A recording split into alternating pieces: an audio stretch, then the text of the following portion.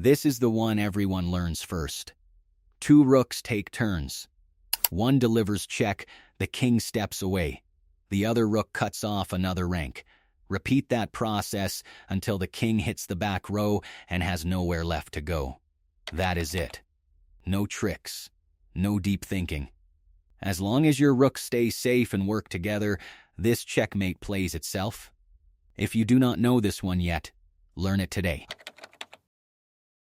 A queen alone is powerful, but she cannot finish the job by herself. Start by using the queen to shadow the enemy king. Cut off its squares. Push it toward the edge. Once it reaches the side of the board, march your own king over to take away the last escape squares.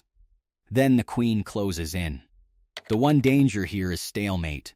Get too aggressive and the enemy king suddenly has no legal moves. A winning position becomes a draw on the spot. The fix is simple. Always leave the king one square to move to until your king arrives. Do that, and this checkmate is smooth and clean.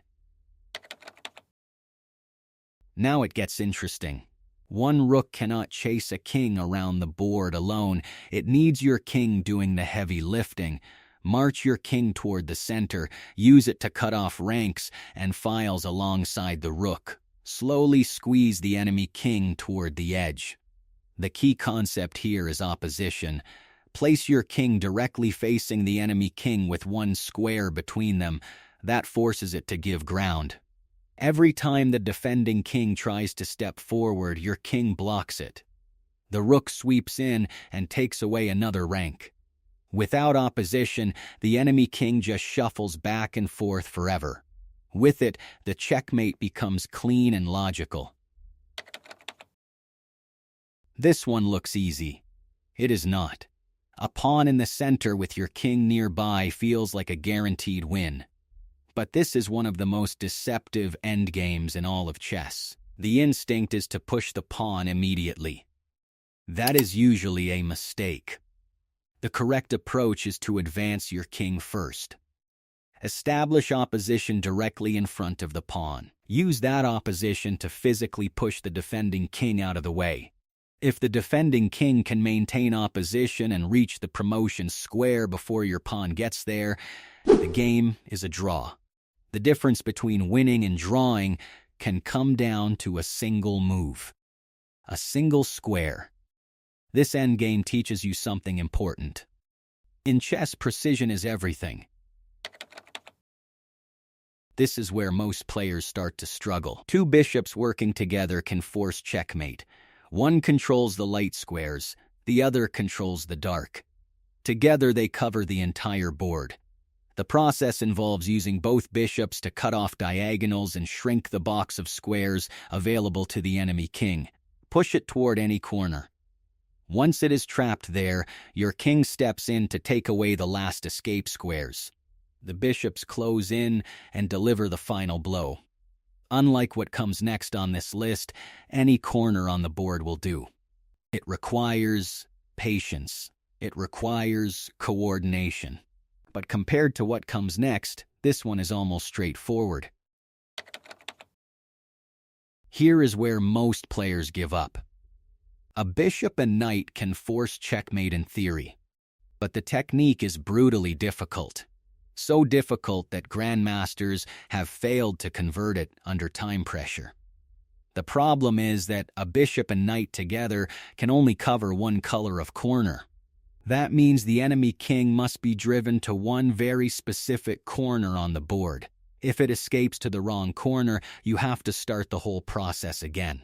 The knight requires constant repositioning using a technique called the W maneuver. The margin for error throughout is razor thin. You will probably never see this endgame in a real game. But if you ever do, and you know how to win it, you are operating at a level almost nobody else can match. A queen beats a rook.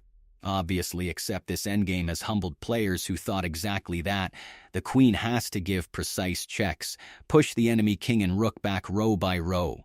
Steadily corner them until they run out of space. As the king gets pushed toward the back rank, the queen swings to the right square and starts building mating threats the defender cannot escape. At that point, the rook is usually forced to sacrifice itself just to buy a few extra moves. Then the queen finishes the job. Rush it or play even slightly imprecise, and the defending side can make this process far longer and more painful than it should be. This one demands patience. This one demands accuracy. Every single move. This is the hardest endgame in chess.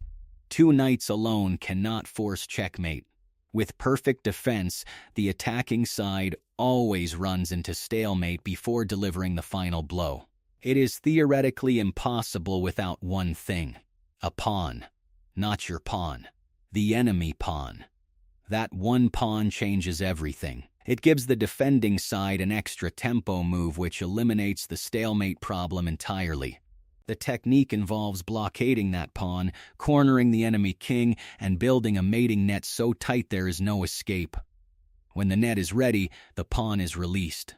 The defender uses that tempo, and the knight that was doing the blocking swings over and delivers checkmate before the pawn can promote.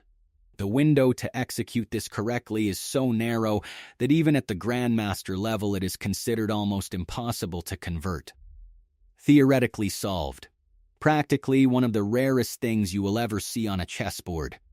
8 checkmates, from the one every beginner learns on day 1 to the one most Grandmasters will never face in their entire career. How many of these do you actually know? If this video helped you understand even one of them better, subscribe. More chess explained simply every single week.